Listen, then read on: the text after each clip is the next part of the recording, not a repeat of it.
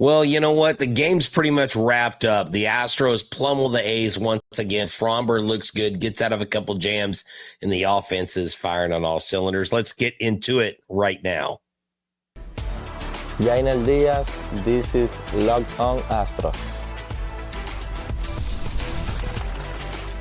Hello and welcome to Locked On Astros, your daily Astros podcast. Here are your hosts, Eric the Man Huysman and Brett H-Town Wheelhouse Chancey.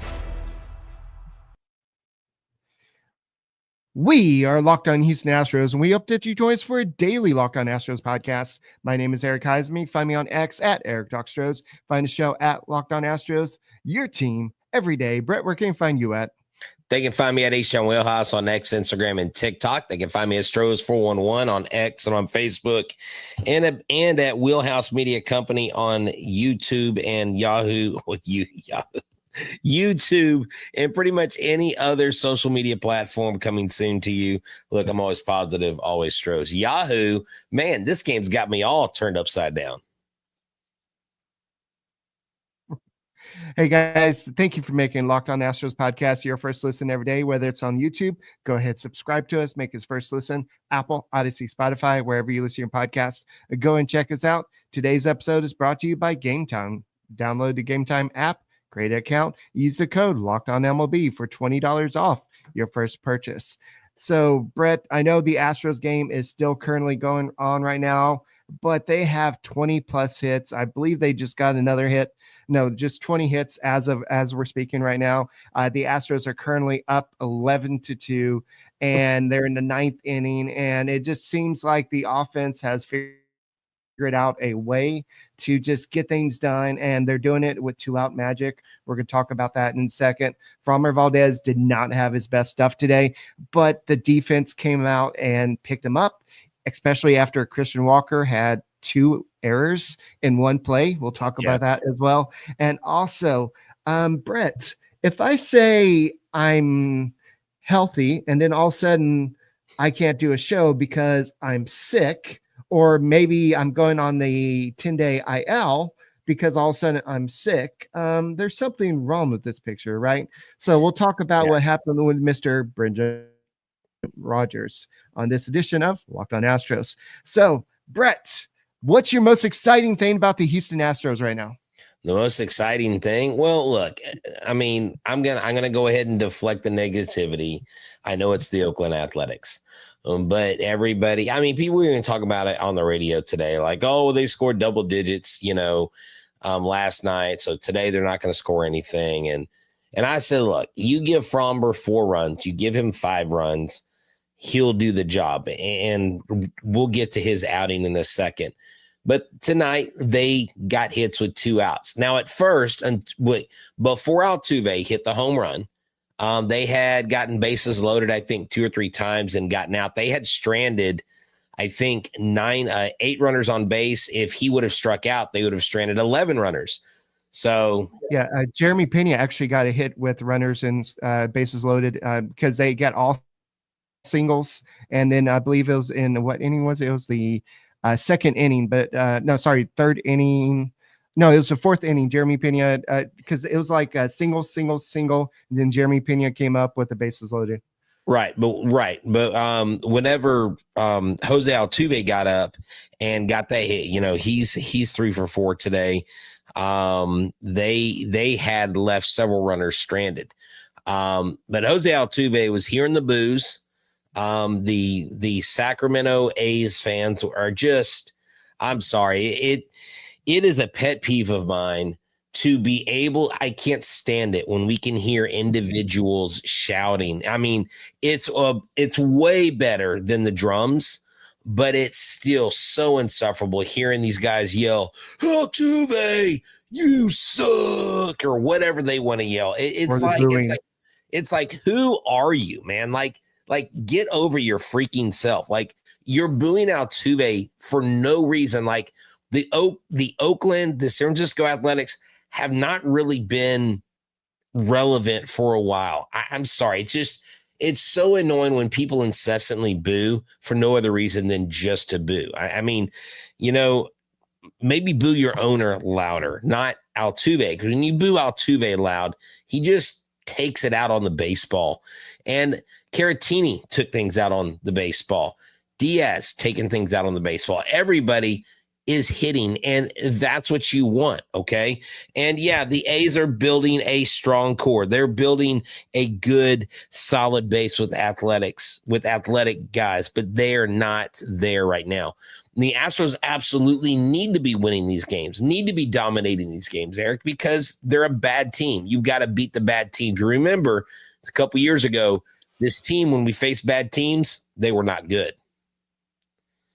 Well, you have to remember how we cheated the Sacramento A's out of the playoffs with the whole cheating scandal. So that's why they boo the Astros right now. I mean, every time Altuve comes up, you have the whole booing situation. So I'm glad to see Altuve crush. When I say crush a ball, it landed on top of the Astros clubhouse. And the clubhouse, by the way, is in left field. That's not the bullpen out there. That's the clubhouse out there in left field. And so he hit it above the clubhouse. And Victor Caratini, another home run, 3-run home run. So in the sixth inning, you had the 2 3-run homers that basically put the Astros ahead for good. And with 2 outs, the Astros, I think I saw a graphic during the game that they're basically above everybody else in baseball with scoring runs with 2 outs. It's 53%. I think the next team was 42%, but the Astros are just getting it done. And you're like, oh crap, the inning's over. They're at 2 outs. I guess it's all done. Let's go and get ready for the next time they come back. But the Astros find a way, and like they scored the 7 runs with nobody on base with 2 outs, and then all of a sudden it just clicks. Yeah, definitely. I mean, in the last, since 2023 head-to-head, the Astros have won 21 games. The A's have only won 9. The Astros have averaged almost 4.6 runs per game and have hit 45 home runs. So the Astros pretty much own the Athletics in every category. And I know some people would say, oh, but you're dunking on a team that's rebuilding. You're dunking on a team whose owner turned his back on the fan base. No, we're just saying that right now, the Astros, being where they are, Eric, are in a good spot. They're winning on the road. They're winning at home. They're scoring double digits. They're backing it up with double digits. When their starter goes out and isn't perfect, they clean things up. Even when they're not perfect, they make up for their mistakes. You love to see it. This team needs to be a complete team. And we probably won't get into it tonight, but I'm really bewildered by some of the people that were sent down, some of the people that were called up. I know that's probably another topic for another show, but 2-out magic, 7 runs in the 6th. You love to see that. Yes, and you love the consistency throughout the lineup. It's not just the top of the lineup, it's not just the bottom lineup. I know in the game on Tuesday night, it was the majority of the bottom part of the lineup. But today it was consistency. The only player that did not have a hit was Paredes, but he did have a walk in this game. But everybody else had a hit in the starting lineup. Dubon had another home run. I don't know if he's still using Alvarez's bat, but he had another home run and it was crushed. And you had Altuve and Caratini. They crushed the ball, and it just seems like when the Astros get a hold of the ball, there's no cheapies in Sacramento. It's a big bomb here. So you had another night of 3 home runs in this game, and I know the night before it was 5 home runs. So you had 2 doubles. Cam Smith had a double. Jake Myers had a double, and it just seems like the Astros are getting it done. 20 hits, 11 RBIs, 11 runs. Only 8 strikeouts in this game. And you're just seeing the team kind of come together. And the Astros, if they get this win, Nick Hernandez is pitching right now, and he gave up a home run. But if the Astros are able to secure this 11-3 lead, the Astros should have a 5.5 game lead over the Seattle Mariners. But we'll go and continue this conversation. Guys, thank you for making Locked On Astros podcast your first listen every day. That's right. This episode is brought to you by Trade Coffee. Are you a pour over purist, or are you a frozen cold brew freak? I mean, what kind of coffee do you like? We know that it brings vitality. It wakes you up. It keeps you going. And right now you get 50% off your first 1 month free trial. Well, your 1 month trial is 50% off at drinktrade.com/lockedonmlb. Trade is the #1 coffee destination in the U.S., delivering fresh, incredible coffee from over 50 of the country's top roasters, whether you're a cold brew fan or not. I took the trade quiz. It only took a minute, and the first bag they sent me was spot on. The coffee was fresh. It smelled amazing, and honestly, it ruined the other coffee that comes from the grocery store. It's not the same. I love that their prices are comparable, but the flavor is on a whole different level. So if you love your coffee and you want quality coffee and you want to be fully functioning after that coffee cup, then right now Trade is exclusively offering our customers 50% off your 1 month trial at drinktrade.com/lockedonmlb. That's TRADE.com/lockedonmlb for 50% off your 1 month trial. Drinktrade.com/lockedonmlb.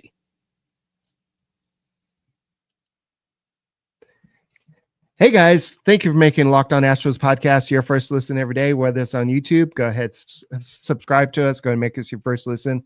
Apple, Odyssey, Spotify, wherever you listen to your podcasts, go and check us out. Whether it's almost midnight, it's 11:48 here. Well, I know I'm in Nebraska, about to head home tomorrow, or you're in Houston, wherever you're listening to us. Thank you for making us your best part of your day, your first listen, wherever you listen to us. Thank you very much for becoming an everydayer. So I know that Framber Valdez is not an everydayer. He's not somebody that goes out there and pitches every day, but he goes out there every fifth or sixth day, and today was not his best day out there. He had 5 walks and he had 3 strikeouts. This is only second time this year that he had more walks than he did strikeouts, but he still had a quality start. And Nick Hernandez did get it out, but he also gave up a double after that. So the experiment, a Nick Hernandez experiment begins. But Framber Valdez, quality start. Overall, he had some great defense behind him play. Jeremy Pena, that great Derek Jeter type play. And then after Christian Walker made that double error where he threw the ball away and the runner reached first base, then the runner advanced to third base, he got another big double play to end the inning.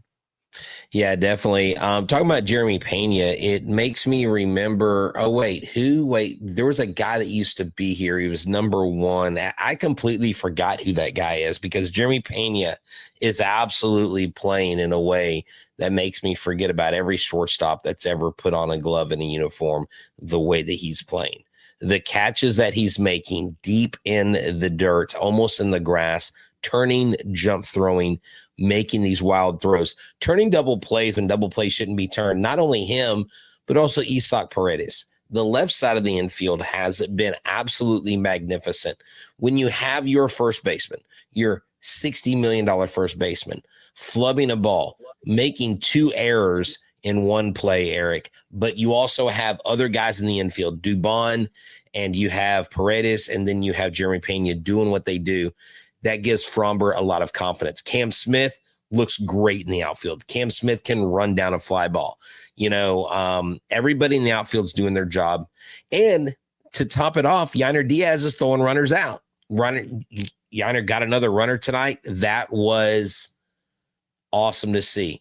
That is what Framber needed. Framber didn't unravel. Framber probably, in most cases, most coaches would have pulled him, because 5 walks, you're wild. But Joe Espada stuck with his man. And so that right there just shows you who he is. And then Sean Dubon comes in, 3 strikeouts in 2 innings, Eric. So he comes in and supports the starting pitcher. But you love to see what the Astros have done and who they are. And again, like Jay says, it's refreshing to see them beating teams we should easily beat. Yeah, 69 pitches in the first 5 innings and then 28 pitches in the 6th inning. He did struggle a little bit, but after the error, he didn't lose his focus. I know that the infield came in, the catcher came in, I believe the pitching coach came in to talk to him just to kind of settle him down, because we've seen Framber Valdez, like you've alluded to, kind of lose his focus and not really focus on the hitter, but just focus on the situation and try to be too perfect. And we just saw him go out there and get that big pitch just to get that ground ball for the double play.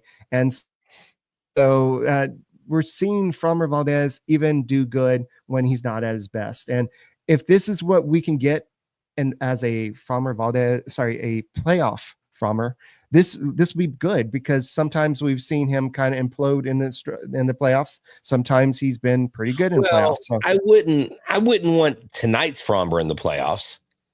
Well, if he has a game like this in the playoffs, no. If he has a game like this, Brett, no, you want dominant Framber. I get what you're saying. Yes, if he has a game like this, you want him to recover like he did.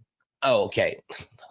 No, you don't want him to have to recover. No, not against the better teams in the league. I understand what you're saying. Like if he gets in trouble, like recover, but you want Framber to be at his best, because when we play someone in the playoffs, they're not going to be the Athletics. So here's the deal. I've got a little thing. Bases loaded? Yeah, another run scored. Okay. I do have a question. Can we get someone in the press to ask why they sent down Jason Alexander and why they brought up Nick? Why do we continue to roll Nick Hernandez out there? Has Nick Hernandez had success with us? Doesn't he always come up and falter? Doesn't he always come up and just not do enough? Why are we playing this game? And I have a question, Eric, and maybe we tackle it in the last segment.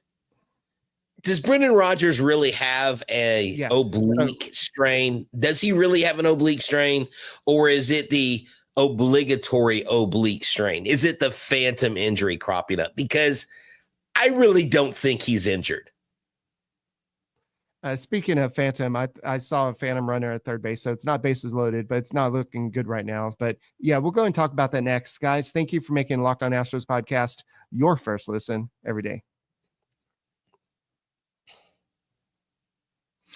Hey there, everybody. This episode is brought to you by Game Time. Game Time is an amazing app. I'm telling you, I've used it. Eric's used it. We definitely love this promotion. Why? Because when you download the Game Time app today and you use the code LOCKEDON for $20 off your first purchase, terms do apply. But let me tell you, if you've ever decided to go to a game, last minute, you know what, with friends and family, then you go, well, how are we going to get tickets? It's easy. Go to Game Time. You realize you want to be in the stands. You see Framber squaring off against someone like Carlos Rendon. You want to go see that game. You want to see that matchup. Kyle Tucker's coming back to Houston. You want to see him. You want to boo him in a Cubs uniform. Maybe clap for him during the beginning, during the tribute video, but then boo him every time he gets up to bat. Game Time makes that possible. No matter how you fan, buying tickets is fast and simple. The app is easy, and it doesn't matter, because right now, no matter what you look for, no matter where you go, you can get last minute ticket deals, zone deals with big savings like 10% off exclusive zone deals for FIFA Club World Cup matchups. Seat views right before you buy them. You can see them in the app. Download the Game Time app today. Create an account. Use the code LOCKEDONMLB for $20 off your first purchase. Terms do apply. Again, create an account. Redeem the code LOCKEDONMLB for $20 off. Download the Game Time app today. Last minute tickets, lowest prices guaranteed. Hey guys, thank you for making Locked On Astros podcast your first listen every day. Whether it's on YouTube, go ahead, subscribe to us. Go and make us first listen. Apple, Odyssey, Spotify, wherever you listen to your podcast, go ahead and check us out. So it looks like we have a 3-2 count. That's where I am in the ninth inning. I don't know where you are. Yeah, with 2 runners on with Rooker up, but Nick Hernandez was called up today.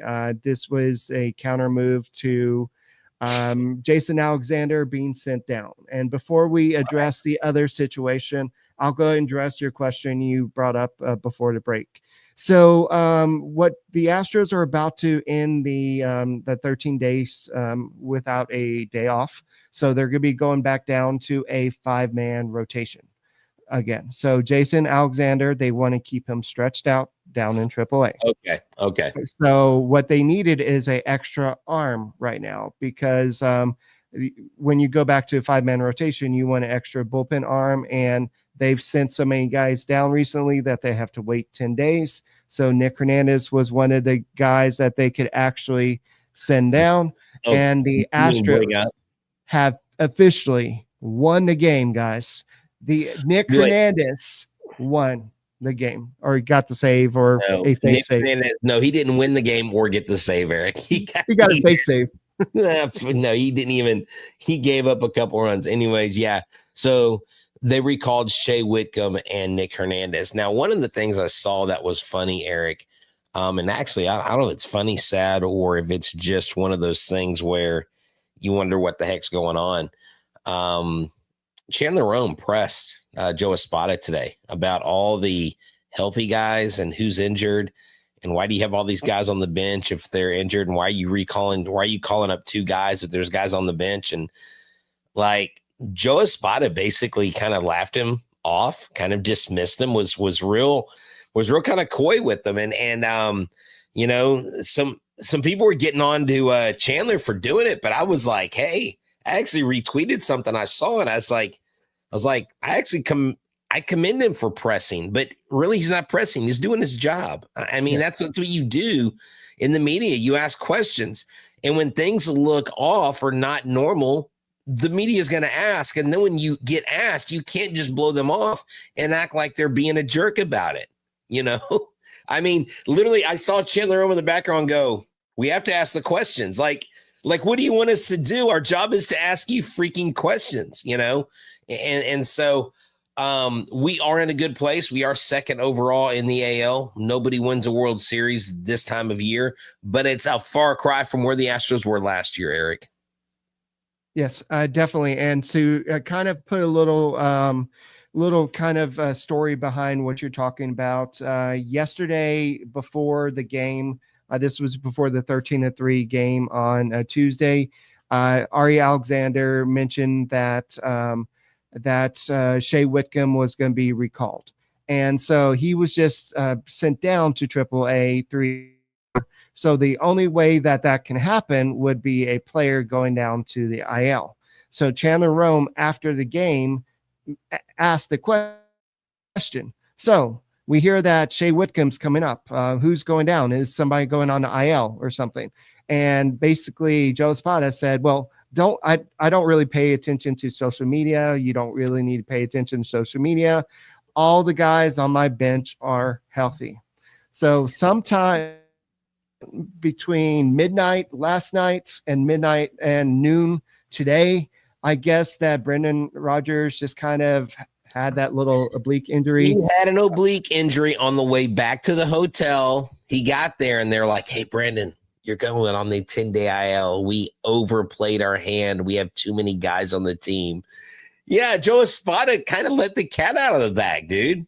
He's like, my guys are healthy. What are you talking about? I'm sorry. Like this. I mean, look, I'm the always positive, always Stros guy. I'm the guy that literally will carry this team's water and I carried your freaking water, Astros, all through the freaking scandal. Okay. I freaking had your back the whole way, but can we stop peeing down people's leg and calling it rain? Like, can we just tell us, be honest, is somebody really hurt or are they not? Because I'm smelling BS here. And yes, it's a ghost injury. The league was supposed to stop that bullcrap. The league was supposed to put, do they not check these guys? I just, look, I shouldn't be frustrated. The Astros are in first place. The Astros are 5.5 up. The Astros have the second best record in the league. The Yankees are falling apart right now.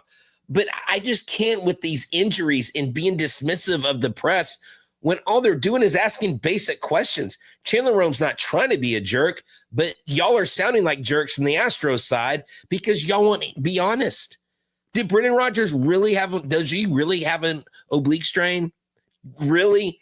When the manager said that everybody, and I didn't catch that till just now. He said everybody's healthy, but then, I'm sorry, I just can't with this team anymore. I just quit. I'm just calling BS right now. I'm calling BS on it because I don't believe it. Apparently, he heard it during batting practice, and so this was before yesterday's game. So this was all predetermined. So he knew before he said that. So like Chandler Rome mentioned, well, we're going to ask the question because on social media, this is coming out. This is coming up that Shea Whitcomb is coming up.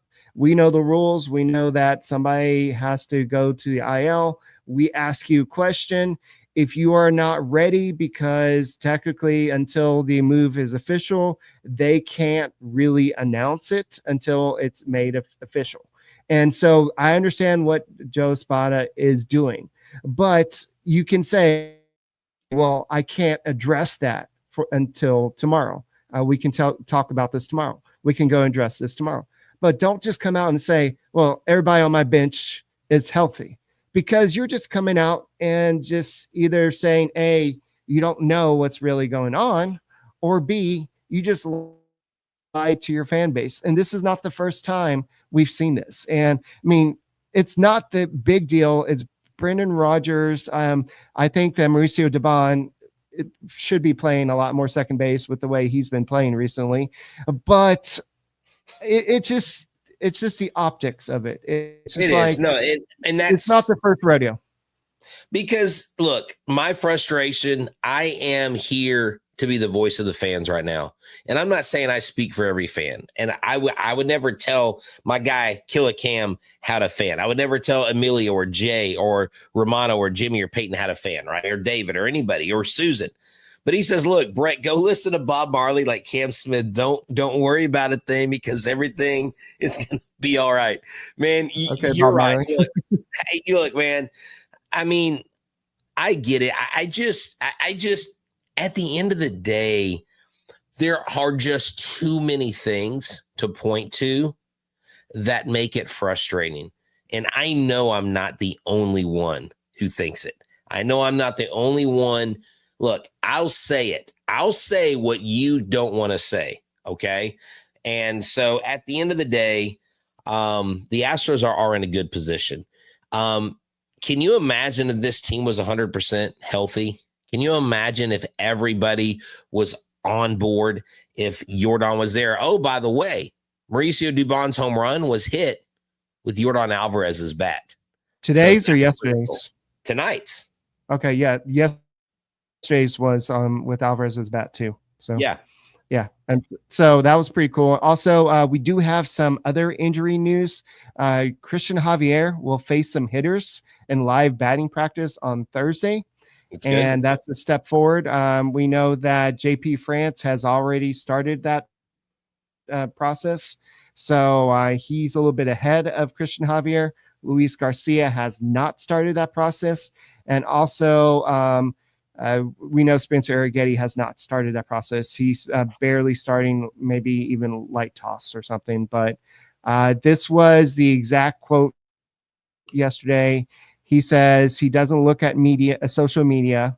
And when asked if the bench, if anybody's going down, he said everybody on his bench is healthy. And he said yes. So, but Brett, I looked at this article on MLB. I know everybody wants to talk trade deadline at one point of each show. And I saw this article. They said a top 12 trade targets and where they're going to go. The only player that's tied to the Astros as of right now is Andrew Heaney of the Pirates. He's a left-handed pitcher. Also the Dodgers and the Cubs. He's actually having a pretty good year. He's 3-5 with the 3.33 ERA with 14 starts. He's 34 years old. He's on his walk year, but I don't know if that's what the Astros desperately need. But at the same time, their starting pitchers keep on dropping like flies, it seems like. Well, I think they need an arm. I think they need a left-handed bat, but to what cost? They a couple years ago they went out and got Justin Verlander. They didn't win the World Series.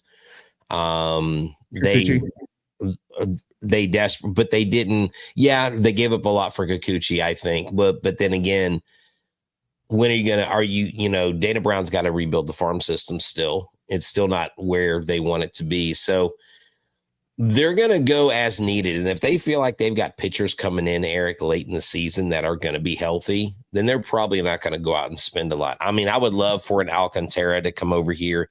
I would love for someone like Andrew Heaney. If someone could come in and help this team, I would welcome it. But I think they're just going to count on Arrighetti coming back. I think they're gonna count on the guys that are injured coming back healthy and doing their thing. And they've got 4 options as starters right now between Walter, Gusto, who am I forgetting? Who am I dropping? Gordon and now Jason Alexander. Yeah. Actually, I'm not sure if the Yankees scored, but I know that they went on a little scoreless streak there, but they actually scored 2 times today, but they went 3 straight games without scoring. But the Astros have they lost. Yeah. So the Astros have passed the Yankees in terms of record. I know we talked about that earlier, but the Astros now have a 43-31 record. The Yankees have a 42-31 record. So the Astros are moving their way up next to the Tigers. The Dodgers only have 46 wins. And they own the Lakers now. I know. Yeah. They own everybody. But they don't own us. We own them. But seriously, I mean, the Dodgers, for all the stuff they have, of course, they've dealt with massive amounts of injuries. They only have 46 wins. And I would have thought they would have 55 or 60 wins by now. Really, that's how it was built. So, but here's the thing. It's a marathon, not a sprint. There's a lot of baseball left. We still got a whole second half of the season to play once we get to the All-Star break.